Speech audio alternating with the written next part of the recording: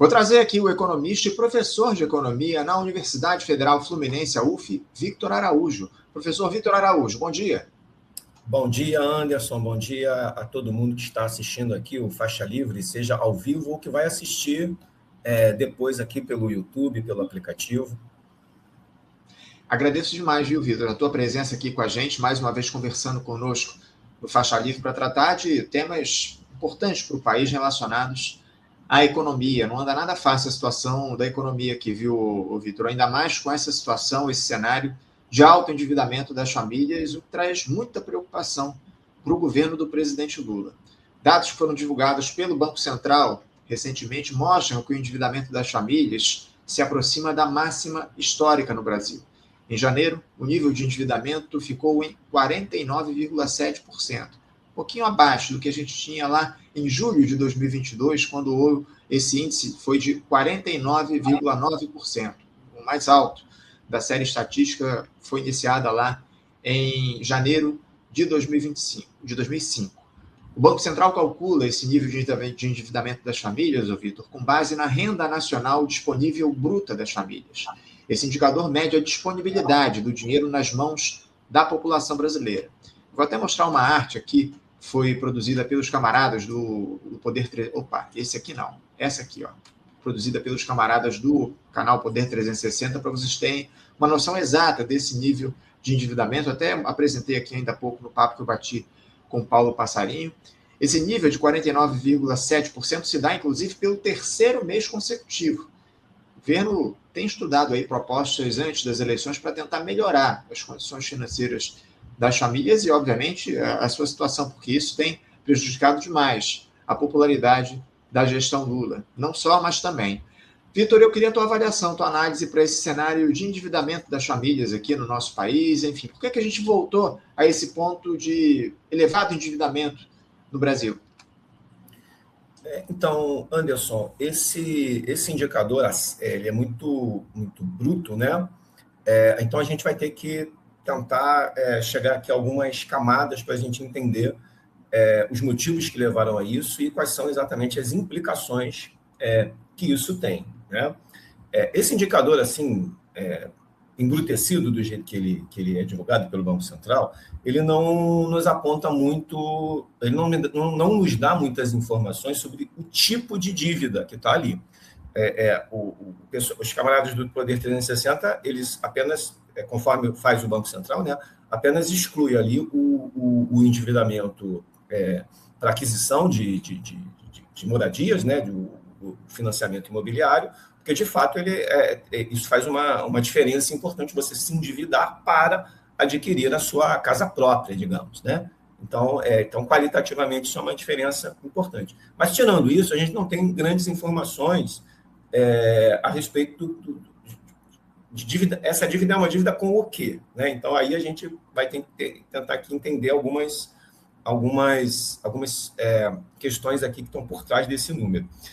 Repare, conforme ali aquele gráfico que você exibiu ainda há pouco, o endividamento subiu muito durante o período da pandemia. Ele se estabiliza ali por volta dos governos Lula, vai crescendo durante os governos Lula, se estabiliza no governo Dilma e dá um salto muito grande ali durante a pandemia, né? A pandemia foi aquela situação que todos se recordam bem, né? Mas do ponto de vista ali da classe média brasileira, o governo Bolsonaro realizou um programa de preservação da renda em níveis rebaixados, né? Lembrando que foi o Auxílio Brasil e um programa lá que permitia que as empresas reduzissem o salário das famílias. Então, isso dá um grande salto ali no endividamento. Ali, claramente, é uma situação de um endividamento para as pessoas sobreviverem, né? Assim, pelo menos, é o que a gente tenta deduzir de todas essas informações, uma vez que a gente vai tentando extrair dos dados de crédito, da composição do crédito, né? Essas informações, né? Passada a pandemia, desculpe, ainda durante o governo Bolsonaro, quer dizer, não foi só a pandemia, mas a renda média do salário, portanto, ela estava estagnada. Então, a gente tem aqui um longo período em que a renda das famílias está estagnada, não cresce, tá? Então, Então, a gente pode deduzir a partir daí que a gente tem um aumento do endividamento das famílias aqui, às vezes, por uma questão muitas vezes motivado por uma questão de sobrevivência. E aí você conseguir desendividar as famílias diante dessa situação, isso é realmente bastante desafiador a partir de 2013. A partir de 2013, a gente tem uma retomada da renda média do salário, né? Da renda média, ainda que muito modesta, né? Mas o governo Lula III reverte aquela trajetória de estagnação da renda média, a renda média volta a crescer. Vamos ver agora por lado da oferta do crédito. A oferta do crédito também está relativamente estagnada. Ela cresce um pouquinho no governo Lula III, mas também de uma forma muito modesta. Então, a gente precisa agora entender o que é que está levando esse endividamento das famílias. Não parece ser apenas um aumento do endividamento num quadro de renda estagnado. A renda das famílias cresce um pouquinho durante... Ela tem um crescimento modesto aqui durante o governo Lula III. É possível que parte desse crescimento do endividamento tenha se direcionado para onde? Bom, eu tenho aqui uma suspeita. Teve um miniciclo de expansão de bens duráveis aqui durante o governo Lula III. Foi muito curto, né? E certamente interrompido pelo aumento dos juros por parte do Banco Central. Mas teve um miniciclo aqui de expansão de bens duráveis que, no acumulado em 12 meses, chegou a 12% lá em meados de 2024. E aí depois ele volta a se estagnar de novo. Então, é bem possível que esse crescimento do crédito, uma parte dele tenha sido direcionado para poder sustentar, né, algum processo aqui de crescimento do consumo das famílias de alguns bens duráveis. O Brasil é um país, a gente diz, é um país de renda média, né? Mas é muito mal distribuída a renda. Né? Então, como é que a classe média adquire bens duráveis? Não é pela renda do salário, mesmo que o salário cresça. Mesmo que o salário cresça, o crescimento do salário vai provocar... o que as famílias consomem a partir do salário? Supermercado, roupa... Né, o que a gente chama ali de uma indústria de bens tradicionais. Né? Agora, quando você vai para uma indústria de bens duráveis, cujo valor unitário é mais alto, não é pelo salário só, tem que ser com crédito. As famílias não têm como comprar à vista telefone celular, fogão, geladeira, computador. Então, elas vão recorrer ao crédito para isso. Né? E aí, qual que é o ponto aqui? Por outro lado, a inadimplência, os dados de inadimplência do Banco Central são baixos, embora ela também esteja crescendo. Ela está chegando agora a 4%. Ficou ali bastante tempo entre 3, alguma coisa, agora aumentou a inadimplência. Então, problematizando, né? Não há um risco de crise financeira no horizonte. Né? O que seria uma crise financeira? Famílias, está todo mundo endividado, a inadimplência cresce, e aí isso vai gerar problemas de liquidez no sistema financeiro, isso pode gerar uma crise financeira. Não é isso que está colocado no horizonte. Agora, se o endividamento das famílias é alto do ponto de vista do comprometimento da sua renda, elas vão chegar no limite da sua capacidade de consumir via crédito. Aliás, esse é um problema que está colocado desde o início do governo Dilma. Esse esgotamento vem no final do segundo governo Lula. Então, o que me parece é que, quando a renda média volta a crescer, ela dá um curto fôlego, porém muito limitado, a esse padrão de consumo. Se a renda média cresce um pouquinho, as famílias encontram espaço para poder se endividar de novo, para poder voltar a consumir produtos, enfim, bens duráveis, e aí compromete de novo o limite. E aí, qual que é o ponto disso? O ponto é que isso aponta para uma estagnação do consumo das famílias. Essa é uma variável extremamente importante do ponto de vista da dinâmica econômica. Então, essa me parece ser a motivação do governo brasileiro em fazer um novo programa, agora, porque o primeiro programa Desenrola foi para outros débitos, né? Agora vai ser um programa específico para renegociar as dívidas das famílias com os bancos, para que as famílias possam aí vou usar aqui o termo técnico, se desalavancar, ou seja, reduzir a sua dívida e recuperar, portanto, a capacidade de consumir com nova dívida. Né? Porque, no limite, o que está acontecendo com esse alto percentual aí de comprometimento da renda das famílias com o endividamento é que elas não podem mais continuar se endividando, elas não podem continuar comprando bens duráveis, comprando aqueles bens que elas precisam do crédito para adquirir. Então, isso aponta para uma estagnação mais à frente. Então, isso é um problema macroeconômico grave, né? Mas o que dá para fazer aí diante disso? Bom, o programa de reescalonamento da dívida das famílias, né? E não tem jeito, a gente tem que continuar conseguindo aumentar a renda média do salário para a gente conseguir superar esse quadro. Bom, mas aí é uma outra discussão que a gente vai precisar de mais fôlego, então eu devolvo a palavra para você, Anderson. Vitor, você falou da questão do crédito habitacional, enfim, vou colocar aqui na tela essa matéria publicada pelo site Poder 360, que até há pouco ainda foi já aí para o nosso monitor. Eu separei aqui uma fala de um diretor do Banco Central, de um dirigente ali do Banco Central, o Fernando Rocha, que é chefe do Departamento de Estatística do BC. Na última segunda-feira, ele disse que esse indicador do endividamento das famílias é uma métrica macroeconômica que utiliza como base todo o saldo da dívida como sistema financeiro nacional das pessoas físicas e divide por uma estimativa de renda pública anual. Aí continua dizendo o seguinte, segundo os dados mais recentes, o endividamento das famílias aumentou 1,1 ponto percentual desde janeiro de 2025. Com exceção do crédito habitacional, ou seja, excluindo-se aí o crédito habitacional, esse endividamento das famílias foi de 31,3% em janeiro, o maior patamar desde 2022. E aí a fala do próprio dirigente lá do Banco Central. Abre aspas, se você tirar o crédito imobiliário, o endividamento passa de 49,7% para 31,3%. Cai 16 pontos percentuais, ou seja, uns 40% de endividamento total é com o crédito imobiliário. Disse aí, fecha aspas, disse esse diretor do Banco Central, esse dirigente do Banco Central, Fernando Rocha.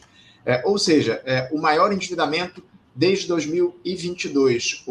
Vitor, você acha que isso está relacionado, então, a esse aumento da capacidade de renda da população acima de tudo?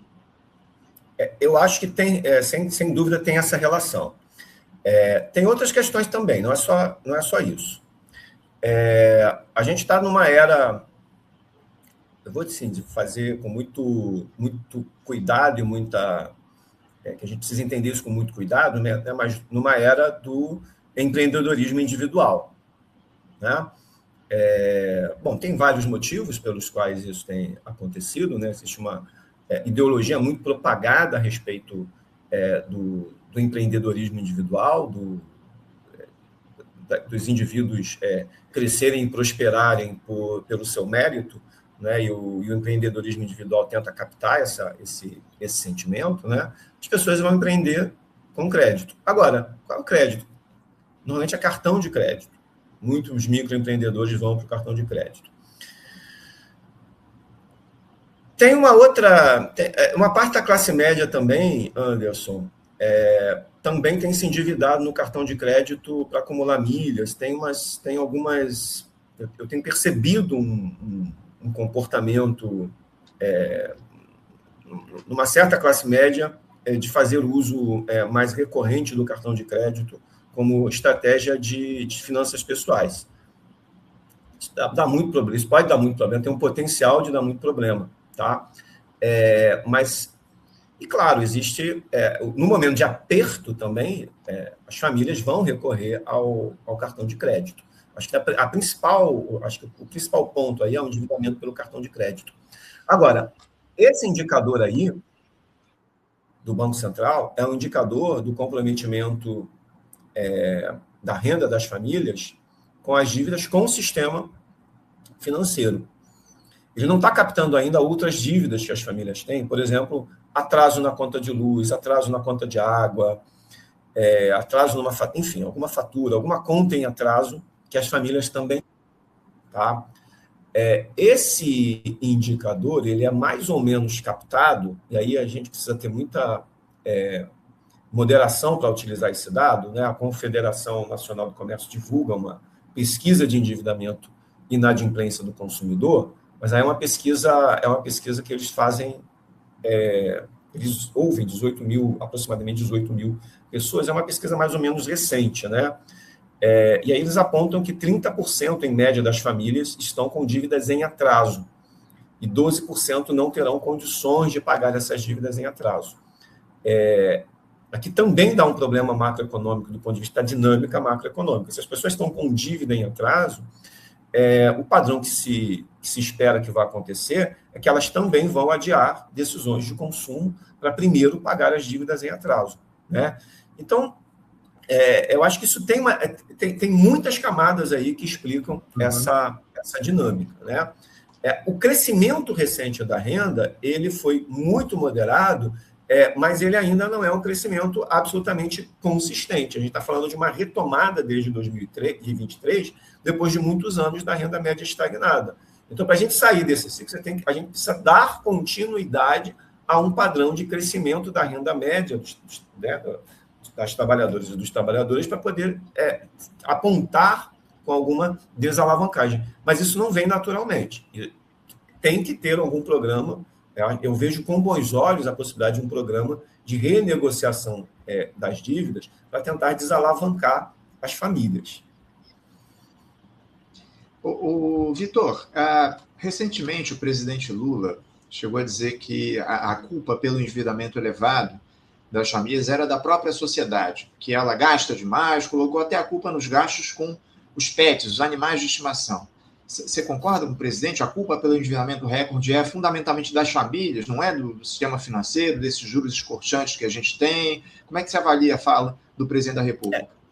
Seguramente não é uma culpa só das famílias ou porque se endivida para cuidar dos seus pets, né? Certamente tem aí uma fala infeliz, né, do presidente Lula a esse respeito, né? Eu não sei se é pertinente a gente procurar de quem é a culpa, né? Certamente, quando as taxas de juros são muito altas, aí não é da taxa básica de juros que a gente está falando, que ela é muito alta, mas o spread bancário no Brasil é muito alto. Então, se você reduzir a taxa Selic a zero, a taxa de juros do rotativo do cartão de crédito vai continuar no nível estratosférico de 200% ou 300% ou 400%, não é um problema da taxa básica, tá? Então, é claro que isso realimenta o estoque de dívida e dificulta de forma muito, muito forte a desalavancagem de quem está endividado, né? Porque uma coisa é você estar endividado com uma taxa de juros civilizada, né? E veja, Selic é a taxa básica, é a taxa de captação. Ele não tem muito. Ninguém pega uma dívida a 14,75% no banco. Tá claro? Qualquer modalidade de crédito que você vai pegar no banco, você vai pagar mais do que 14,75%, porque essa é a taxa básica, não é a nossa taxa junto ao setor financeiro. Então, é claro que essa família está endividada numa taxa de juros estratosférica, ela vai ter muito mais dificuldade de conseguir sair desse círculo vicioso. Então, apontar a sociedade como culpada por esse endividamento me parece, no mínimo, um contrassenso, enfim, alguma daquelas falas que o presidente Lula vai falar de improviso e acaba se empolgando e acaba, enfim, cometendo excessos na sua fala, como ele é característico. De vez em quando isso acontece, né? Isso é um problema, inclusive, para a sua equipe de marqueteiros, porque essas falas têm repercussões sobre a sua popularidade. Mas seguramente não é disso que se trata. Uhum. Vitor, eu queria lembrar aqui aos nossos espectadores, como eu citei, inclusive, ainda há pouco na entrevista com o Paulo, a gente falou um pouco a respeito dessa questão do endividamento, que o governo, logo no início desse terceiro mandato, o presidente Lula tentou implementar aquele programa Desenrola, justamente para tocar nessa questão do endividamento das famílias, que vinha muito alto ainda do governo Bolsonaro, enfim. Só que parece que o Desenrola não deu muito certo, tanto que o nível de endividamento segue altíssimo aqui no país. Eu queria saber de você, na tua avaliação, por que esse programa Desenrola, que foi colocado no início da gestão Lula, não deu certo, não resolveu o problema do endividamento das famílias? Foi um programa muito modesto, Anderson, porque para poder você desalavancar, para você conseguir renegociar as dívidas, é preciso que os credores das famílias estejam dispostos a fazer uma renegociação, né, que seja uma renegociação de fato, né? E o que acontece é que muitas vezes as empresas credoras não estão efetivamente dispostas a abrir mão da receita que elas podem obter cobrando as dívidas em atraso. Talvez tenha aí um espaço que me parece que o governo encontrou, que é o seguinte: no caso das dívidas com os bancos, a inadimplência com o setor bancário, os bancos precisam baixar do seu balanço, precisam dar baixa no balanço dessas dívidas inadimplentes, as dívidas que já não foram... O que é a inadimplência? Explicando aqui para quem nos vê ou nos escuta. É a dívida que já não foi paga. Passou o prazo de pagamento dessa dívida, a dívida não foi paga e já se passou bastante tempo desde que essa dívida tinha que ter sido paga. Então, ela se tornou uma dívida inadimplente. E conforme o regramento jurídico contábil, né, depois de certo tempo, os bancos precisam dar baixa no balanço. Normalmente, eles fazem um provisionamento, né? Depois que deu baixa, aí os bancos aceitam receber qualquer coisa. Porque qualquer coisa, quando eles já deram baixa no balanço, qualquer coisa que eles receberem está no lucro. Então, muitas vezes, os bancos vendem para outras empresas essas dívidas inadimplentes para outras empresas que vão cobrar essa dívida. É por isso que, às vezes, a gente encontra situações, a dívida era de 5 mil, mas a empresa aceita quitar essa dívida e tirar o seu nome do SPC ou do Serasa por um valor muito menor do que os 5 mil. Porque essa dívida, o banco já deu baixa na sua carteira, a empresa comprou essa dívida com muito deságio, e ela vai obter algum lucro cobrando um valor que certamente não é o valor do saldo devedor total, né? Então, aí talvez exista um espaço, mas veja, a inadimplência é de 4%, né, do saldo do crédito. Então, tem um espaço muito limitado aí. Se a brecha for essa, se a brecha da política de renegociação das dívidas que o governo vai fazer, se a brecha for essa, as dívidas inadimplentes, o espaço que isso vai gerar é muito pequeno. Assim, do ponto de vista macroeconômico, isso vai acena com um cenário muito promissor. Você vai resgatar lá algumas famílias que estão inadimplentes, você vai dar ufa, né? Elas vão conseguir respirar, porque vão renegociar essa dívida, vai tirar o nome da SPC, do Serasa, dos órgãos e tal. Mas do ponto de vista macroeconômico, isso não vai ter um peso muito grande em termos de dar novo fôlego para as famílias continuarem comprando por meio de crédito. Porque acho que esse é o desafio macroeconômico, né? E tem, claro, o desafio do ponto de vista da popularidade pessoal do presidente, que não adianta dizer que isso vem do governo Bolsonaro. Isso vem do governo Bolsonaro, mas ao término de 4 anos, o governo atual não conseguiu resolver este problema, muito embora ele venha do governo Bolsonaro. Então, ao não conseguir resolver, isso também deixa as famílias chateadas, né? Elas se veem com essa situação, né, muito endividadas, né? O crescimento do salário, embora venha acontecendo, não tem sido suficiente para que elas possam, para quem está endividado, conseguir saldar as suas dívidas. Apenas abre novo espaço pequeno para novo endividamento, então elas vão empurrando para frente, né? Ô, Vitor, a equipe econômica, agora liderada pelo Dario Durigan, ela prepara aí um plano para tentar justamente reduzir esse endividamento em 80%, numa negociação ali com os bancos, ou seja, basicamente atendendo os anseios dos banqueiros, que, claro, não vão sair perdendo, tá? Estão construindo aí uma alternativa para se reduzir em 80% o endividamento das famílias nesse diálogo com os bancos. Eu queria saber de você como é que deveria ser um programa, de fato, para reduzir esse endividamento. Deve passar pelo aceite dos banqueiros, acima de tudo? Como é que o governo deveria atuar no sentido de conseguir ou de buscar resolver esse drama das famílias brasileiras, que é o endividamento? Se não passar pelo aceite dos banqueiros, o que o governo vai fazer? Só se ele encampar essa dívida. E aí acho que isso aí não seria uma... Também acho que não seria uma solução muito pertinente. Você não vai fazer... o governo não vai conseguir fazer nenhuma outra solução que não seja uma solução acordada e pactuada com quem é credor dessa dívida, né?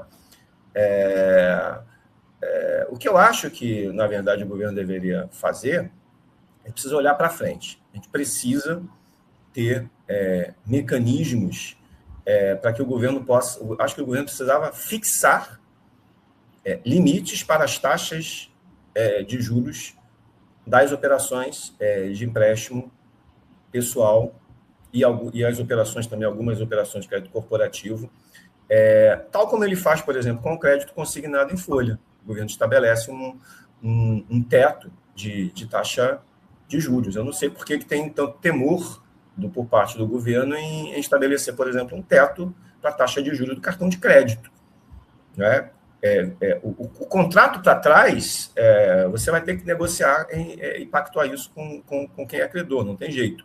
Mas eu acho que o governo deveria, e aí isso teria que ser uma agenda para o quarto mandato Lula, se este mandato vier, deveria ser uma agenda de fixar mesmo taxas de juros nas modalidades, por exemplo, de crédito rotativo, algumas modalidades de crédito familiar, porque não existe nenhum outro país no mundo que cobra taxas de juros tão altas no cartão de crédito como no Brasil. Não há nenhum motivo, não há nenhuma razão, né? Os bancos têm poder de mercado, o setor financeiro no Brasil é altamente oligopolizado, né? Houve uma tentativa no governo Dilma, vocês devem lembrar, já tem muitos anos isso, acho que foi em 2012, olha aí, faz as contas, já fazem 14 anos, em que o Banco do Brasil e a Caixa Econômica foram utilizados para reduzir os spreads em algumas modalidades. Então, eles reduziram fortemente as taxas de juros em algumas modalidades, mas não foi cartão de crédito, tá? Mas eles reduziram as taxas em algumas modalidades e forçaram o setor privado a reduzir também, tá? O governo não deve ter medo de utilizar o Banco do Brasil e a Caixa Econômica para regular as taxas de juros do setor privado. Banco do Brasil e Caixa deveriam reduzir os spreads das suas operações para, por meio do efeito concorrencial, forçar também os bancos privados a fazer essa redução. Tá? Banco do Brasil e Caixa tinham que reduzir as taxas de juros cobradas das suas operações de crédito pessoal. Isso seria muito importante.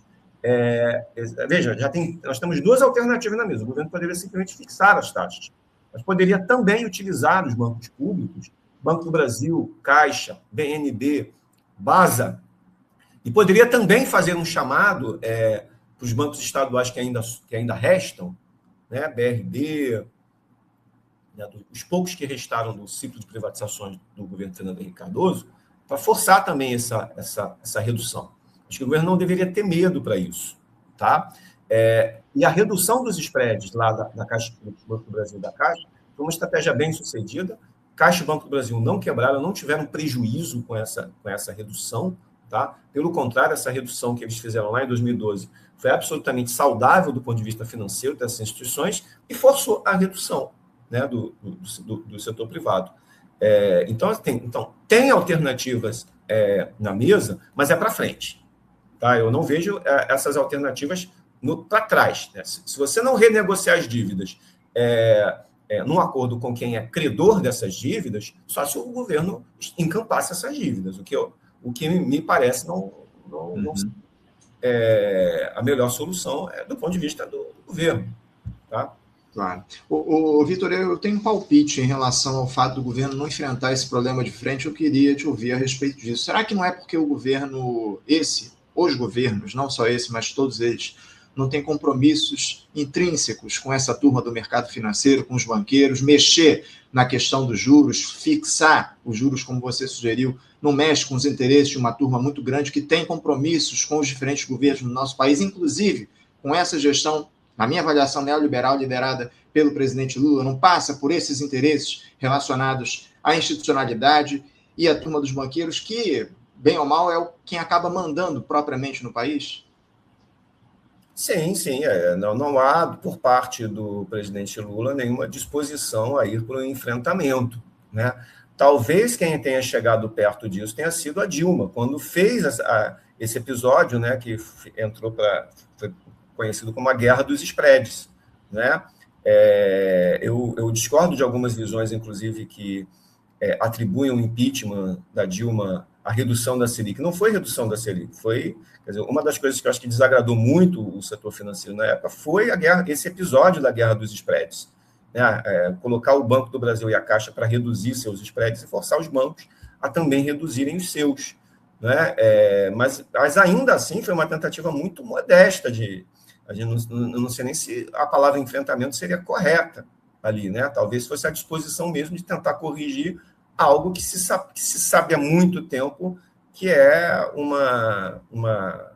algo que só existe no Brasil, né? Spreads tão elevados, né? Talvez por parte do presidente Lula ele não esteja disposto certamente a fazer esse enfrentamento. Isso já está claro que ele não está, desde a primeira vez que ele foi presidente da República. Então ele não vai fazer esse enfrentamento. Mas veja, isso não é propriamente um enfrentamento. Você mandar Banco do Brasil e Caixa reduzir spread, como eu estou dizendo aqui, é uma coisa muito modesta. Tá no cardápio, ele poderia fazer. Né? Isso não é propriamente um enfrentamento. Agora, é claro que tem que estar disposto ao enfrentamento, tem que ter uma base que lhe dê sustentação para fazer esse enfrentamento, tanto social como no Congresso Social, né? No Congresso Nacional. Essas coisas são, certamente, a gente não pode perder de vista que esses componentes também demarcam os limites, né? Então, são esses três limites. A própria decisão do presidente da República, mas também a falta de uma base social e de uma base política no Congresso Nacional para que os enfrentamentos possam ser feitos. A Dilma foi fazer esse enfrentamento sem ter base no Congresso Nacional, sem ter base. E eu estou falando de enfrentamento com muito... Eu estou me contradizendo aqui, mas eu estou falando da palavra enfrentamento com muita... a gente precisa usar muitas aspas aqui, né? Porque haveria... Para fazer enfrentamento mesmo com o setor financeiro, você teria outros instrumentos muito mais potentes, né? Ela vai fazer a guerra dos spreads, gerou enorme insatisfação, e foi uma coisa assim muito... Foi um episódio importante. Foi muito modesto. Sem dúvida. O Vitor, o Rafael Coelho, nosso espectador, ele faz uma análise aqui, faz uma observação importante a respeito dessa fixação dos juros em um patamar mais baixo nos bancos públicos. Ele lembra aqui o seguinte: é para trás sim, porque se tiver juros menores nos bancos públicos, o cidadão troca a dívida com um para o outro, ou seja, troca uma dívida mais alta por uma dívida menor nos bancos públicos, ou seja, há a possibilidade dessa portabilidade de dívidas aqui no nosso país. Então, uma redução da taxa de juros nos bancos públicos poderia também auxiliar muito na resolução dos problemas que ficaram para trás, né? Tem razão, Rafael lembrou muito bem. Obrigado, Rafael, você lembrou muito bem da questão da portabilidade. A portabilidade, de fato, se o Banco do Brasil e Caixa reduzirem as taxas nessas modalidades, por meio da portabilidade, bem, aí a gente precisaria ter uma ampla campanha de esclarecimento à população por meio da portabilidade, que, na verdade, a guerra dos spreads da Dilma foi isso, né? Primeiro introduz o mecanismo da portabilidade, aí depois faz a redução dos spreads, né? Então, Rafael tem razão. Se Caixa Econômica e o Banco do Brasil reduzirem fortemente as suas taxas, o mecanismo da portabilidade pode permitir que as dívidas sejam renegociadas em outros termos. Mas isso, ao que me parece, não está no horizonte do Ministério da Fazenda. Não é isso. Para a gente fechar aqui o nosso papo, Vitor, a gente está aí, como eu citei, há poucos meses das eleições presidenciais, pouco mais de 6 meses. Você, na tua avaliação, acha que é a economia quem vai decidir essa eleição? Porque o governo tem tentado ali essa questão relacionada ao endividamento, a situação também envolvendo o óleo diesel, que a gente vai tratar daqui a pouquinho com um camarada aqui do Sindipetro, que já está aqui nos aguardando do outro lado da tela para conversar com a gente vai aprofundar essa questão do problema da alta do preço do diesel, que pode afetar diretamente a inflação dos alimentos aqui no nosso país, enfim. Você considera que a eleição vai ser decidida basicamente pela economia mais uma vez? O que é que o governo ainda pode fazer para conter essa perda de popularidade com um avanço cada vez maior da extrema-direita? Como é que você vê todo esse quadro?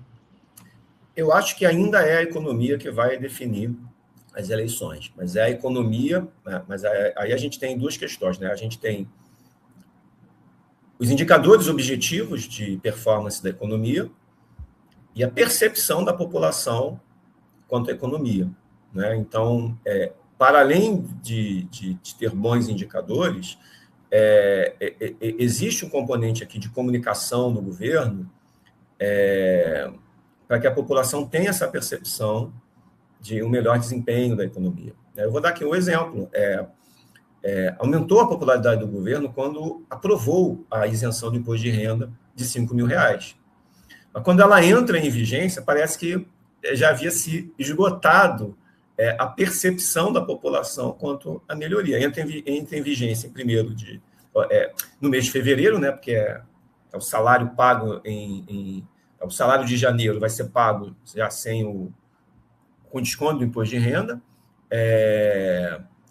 Em muitas categorias, isso como o salário médio é de 3.000 a renda média está em torno de 3.600 ou R$700, o que a população vai perceber aí de melhora ao longo do mês é um valor muito pequeno, em média, mas parece que já se esgotou. Quer dizer, outras agendas negativas vieram, né? Até o início do ano, eu trabalhava aqui com um cenário prospectivo até de uma certa melhoria, redução da inflação, em razão, porque eu vinha trabalhando com um cenário de valorização do real e desvalorização do dólar. De fato, a gente estava caminhando para isso. Até a guerra do Irã, dos Estados Unidos contra o Irã, a gente dava para projetar aí uma taxa de câmbio em torno de R$5, às vezes até menos, né? E, portanto, efeitos benignos sobre a inflação e, portanto, sobre a percepção da população quanto à economia, porque no curto prazo, quando a taxa de câmbio se valoriza, a inflação cai e o poder de compra do salário aumenta. Então, esse era um cenário com o qual eu vinha trabalhando. O problema é que a guerra agora bagunçou completamente esse cenário. Mas, ainda assim, é incrível que a taxa de câmbio ainda tenha se estabilizado abaixo de 5,30. Né? Quer dizer, o dólar continua uma perspectiva de continuar se enfraquecendo e, portanto, o real se fortalecendo, porque o Trump precisa, na verdade, ele precisa do dólar fraco na sua guerra comercial. Né? Agora, aí você tem as perturbações, né, que não são pequenas, que problema com preço de combustível, em especial o diesel, né, cujo efeito se alastra, porque a economia é movida pelo diesel. Então, se aumenta o diesel, não é só esse custo do transporte vai se propagando por toda a cadeia. Então, vai virar mais inflação. Então, vai virar leite mais caro, carne mais cara, arroz, feijão, vai virar transporte público mais caro, porque aí as empresas que operam transporte público vão demandar, e os contratos amparam os reajustes mediante choques de custos. Então, isso vira mais inflação. Né? Então, aí não tem jeito, o governo precisa implementar programas que sejam capazes de mitigar o impacto do aumento do preço dos combustíveis sobre os preços. Mas não é só combustíveis, tem agora também a médio prazo, talvez a curto, o problema também dos semicondutores, que também no Estreito de Hormuz você tem o fornecimento de gás hélio para a produção de semicondutores na Coreia do Sul, que também vai bagunçar a cadeia, o fornecimento de semicondutores, que está presente em toda a indústria de transformação, né? Até máquina de lavar precisa de... A gente pensa que é só celular, computador, não. Tudo agora tem semicondutores. Então, a gente está operando aqui num cenário que é muito similar ao de 2022. Isso, para mim, é uma fonte de muita preocupação. Né? Um cenário similar, né? Exceto que, em 2022, quando teve a guerra da Rússia com a Ucrânia, além do preço das commodities e dos combustíveis ter subido, a taxa de câmbio se depreciou muito, o que não está acontecendo dessa vez. Então, a gente consegue por meio da taxa de câmbio, a gente consegue mitigar um pouco o efeito, né? E não é mais PPI, né? A Petrobras não reajusta mais os combustíveis na lógica do PPI, porque se reajustasse, a gente já estava aqui com um preço dos combustíveis nas alturas. A Petrobras tem segurado o quanto pôde, né? O quanto der. Lembrando que ela não tem mais, ela não faz mais a comercialização, e parte do refino se foi. Então, para a Petrobras operar sem PPI, ela não ter a BR distribuidora, não ter parte das refinarias, também tira um pouco da margem com a qual a Petrobras poderia segurar mais tempo. Uhum. Vitor, eu encerro aqui o nosso papo com um comentário da nossa audiência qualificada, sempre aqui no Faixa Livre, o nosso camarada Davi De Castro, aqui, o grande economista, mandando o recado dele. Ótima síntese do Vitor. Obrigado, viu, Davi, por você estar aqui conosco no Faixa Livre. Você conhece bem o Davi, né, Vitor? Claro, mando aqui um abraço forte para o Davi. Davi é um grande economista, um dos melhores economistas da sua geração. Obrigado pela audiência, Davi. Um forte abraço em você.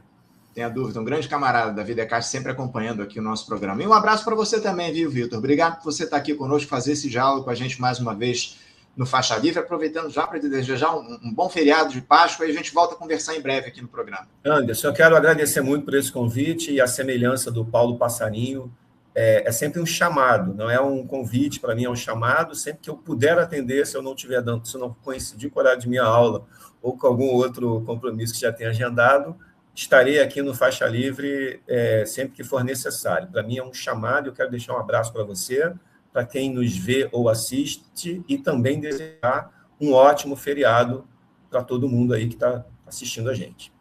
Valeu, Vitor. Obrigado pelas palavras, aqui, pela audiência, pela participação. Um grande abraço. Até a próxima. Conversamos aqui com Vitor Araújo. Vitor Araújo, economista e professor de economia na Universidade Federal Fluminense, a UF, tratando aí desses temas relacionados ao endividamento das famílias, essa situação envolvendo o preço do diesel também, enfim, temas da economia